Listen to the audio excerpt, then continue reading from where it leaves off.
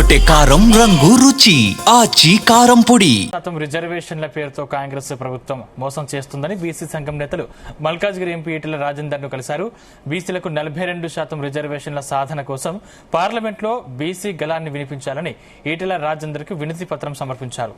బీసీలకు 42% రిజర్వేషన్ల సాధనకు కృషి చేయాలని విన్నవించారు.